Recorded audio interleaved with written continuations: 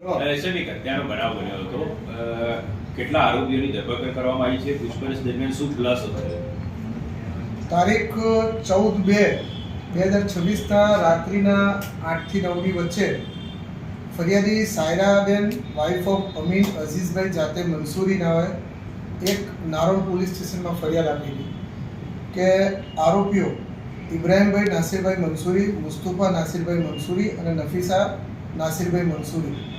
ઇબ્રાહીમભાઈ પોતાના સસરાને પોતાની વાઇફ અહીંયા પિયરમાં આવ્યા પછી પરત મોકલતા નથી તેમ કહી અને ઝપાઝપી ઝઘડો કરેલો, ગાળાગાળી કરેલી અને પોતાના ભાઈ તથા મધરની સાથે રહી અને આ મરણ જનાર છે જે અઝીઝ ખાન સિદાર ખાન મંસૂરી ઉંમર 55 એમને ગંભીર ઈજા પહોંચાડી છરીથી અને મોત નિપજાયેલ છે.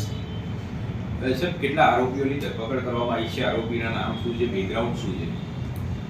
આરોપીઓ ઇબ્રાહીમ નાસિરભાઈ મંસૂરી, મુસ્તુફા અને નસીફા વગેરે દાણી લીમડાના રહેવાસી છે અને મરણ જનારના બેભાઈ છે.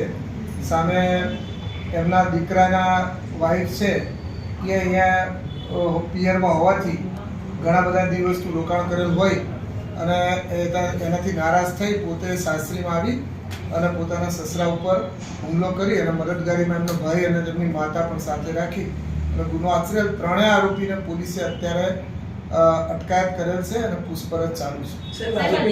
ઘરે રહેવા પાછળનું કારણ શું હતું? રિસાઈન આવી હતી કે એની માતા કોઈ બીમાર હતી? એમને આયેશાબેન એટલે કે જે મરણ જનારના વાઇફ છે એમને બંને કિડનીમાં ડાયાલિસિસ ચાલતું હતું. વળી એમની બીજી દીકરી હતી એ પણ પ્રેગ્નન્ટ હતી, એને પણ બાળક જન્મેલું. એ બાળકમાં સિઝેરિયન પછી ઓપરેશન પછી બાળક આવેલું.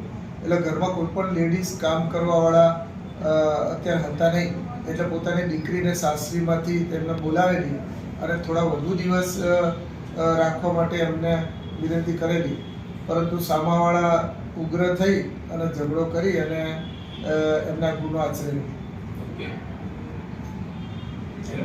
બાળક તો ડિલિવરી પછી સીધા પછી પેલું એ પતિ